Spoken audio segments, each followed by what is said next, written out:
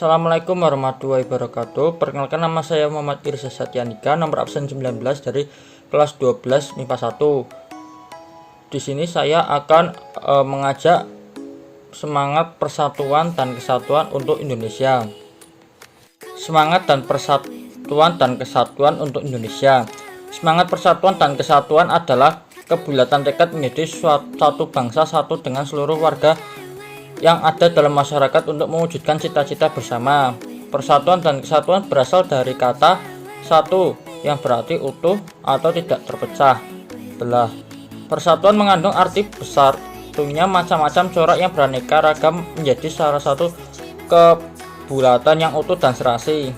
Untuk menumbuhkan semangat persatuan dan kesatuan perlu sikap cinta tanah air dan toleransi. Sikap cinta tanah air adalah suatu perwujudan kasih sayang dan suatu rasa cinta terhadap tempat kelahiran atau tanah airnya.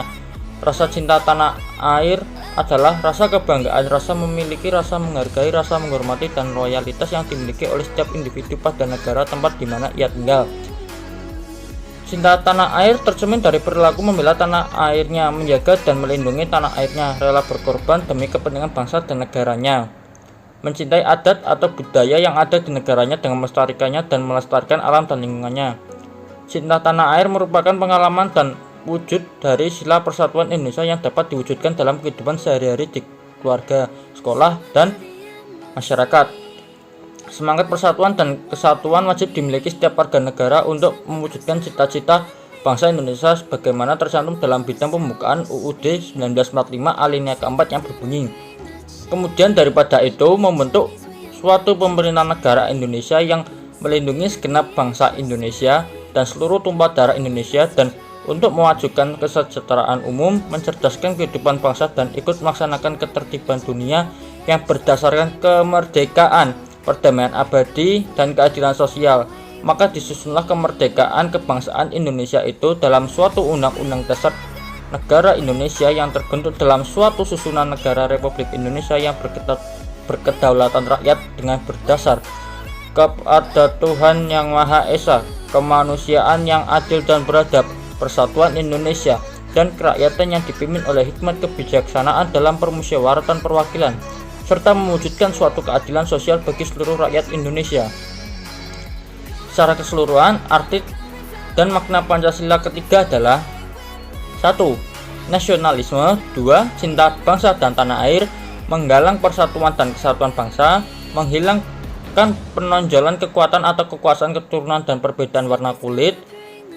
4. Menumbuhkan rasa senasib dan penanggungan. 5. Menjamin kependudukan atau pemeluk agama masing-masing dan beribadah menurut agamanya. 6. Tidak memaksa warga negara untuk beragama. 7. Menjamin berkembang dan tumbuh suburnya kehidupan beragama. 8. Bertoleransi dalam beragama. Dalam hal ini toleransi ditekankan dalam beribadah menurut agamanya masing-masing. 9. Menjaga persatuan dan kesatuan Republik Indonesia. 10. Rela berkorban demi bangsa dan negara. 11. Berbangsa sebagai bagian dari Indonesia. 12. Memajukan pergaulan demi persatuan dan kesatuan bangsa yang berbineka tunggal ika. Alat pemersatu bangsa. Alat pemersatu bangsa merupakan alat untuk menjaga keutuhan negara kesatuan Republik Indonesia atau NKRI.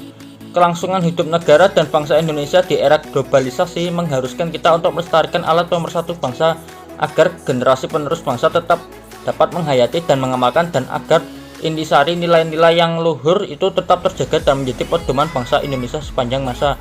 Kemerdekaan yang diraih oleh bangsa Indonesia bukanlah hadiah dari pemerintah kolonial Belanda ataupun Jepang. Kemerdekaan Indonesia diraih melalui perjuangan oleh segenap lapisan masyarakat Indonesia.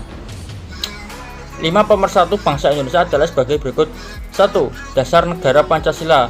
Pancasila ada dalam segala bentuk kehidupan rakyat Indonesia. Sejarah bangsa Indonesia telah mencatat bahwa di antara tokoh perumus gagasan tentang negara Pancasila adalah Muhammad Yamin, Mr. Supomo, Insinyur Soekarno. Badan Penyelidik Usaha-Usaha Persiapan Kemerdekaan Indonesia atau BPUPKI yang terbentuk tanggal 29 April 1945 dan dilantik tanggal 28 Mei 1945, kemudian mulai bekerja tanggal 29 Mei 1945, merupakan badan resmi yang membahas dasar negara Badan ini beranggotakan 60 orang dengan ketua Dr. Rajiman Widyaningrat. Dengan dibentuknya BPUPKI, bangsa Indonesia dapat secara legal mempersiapkan diri menjadi negara merdeka, merumuskan persyaratan yang harus dipenuhi bagi seluruh negara merdeka. Hal ini pertama kali dibahas dalam sidang BPUPKI adalah permasalahan dasar negara. Sidang BPUPKI menjadi dua bagian, yaitu sidang pertama berlangsung tanggal 29 Mei sampai 1 Juni 1905. Hasil sidang pertama ini akan dibahas dalam sidang kedua yang dilaksanakan pada tanggal 14 sampai 16 Juli 1945. Kedua, bahasa Indonesia sebagai bahasa nasional dan bahasa persatuan. Dilansir dari laman Badan Bahasa Kementerian Pendidikan dan Kebudayaan Bahasa Indonesia, lahir pada tanggal 28 Oktober 1928. Pada saat itu para pemuda dari berbagai pelosok Nusantara berkumpul dalam kerapatan pemuda dan berikrar: satu, bertumpah darah; yang satu, tanah air Indonesia; dua, berbangsa; yang satu, bangsa Indonesia; tiga, menjunjung tinggi bahasa persatuan Indonesia; ketiga, bendera merah putih. Bendera merah putih merupakan bendera perjuangan bangsa dan simbol kemerdekaan. Bendera Indonesia ini pertama kali dikibarkan pada saat Presiden Indonesia yaitu Soekarno mengikrarkan proklamasi Indonesia di Jalan Pegangsaan Timur 56 Jakarta pada 17 Agustus 1945. Keempat, lambang negara burung Garuda. Di dalam UUD 1945 menjelaskan bahwa lambang negara Indonesia adalah Garuda Pancasila dengan semboyan Bhinneka Tunggal Ika. Lagu Garuda Pancasila diciptakan oleh Soedarnoto sebagai lagu wajib perjuangan bangsa Indonesia. Burung Garuda melambangkan kekuatan, warna emas pada burung Garuda melambangkan kemuliaan, perisai di tengah melambangkan pertahanan bangsa Indonesia.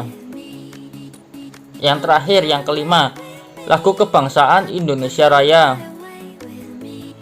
adalah lagu kebangsaan bangsa Indonesia yang diciptakan oleh W.R. Supratman tahun 1924. Lagu Indonesia Raya dinyanyikan pertama kali pada saat Hari Sumpah Pemuda tanggal 28 Oktober 1928 pada tanggal 17 Agustus 1945, yaitu kemerdekaan Indonesia. Lagu Indonesia Raya ditetapkan sebagai lagu kebangsaan Indonesia. Menjaga semangat dan persatuan dan kesatuan.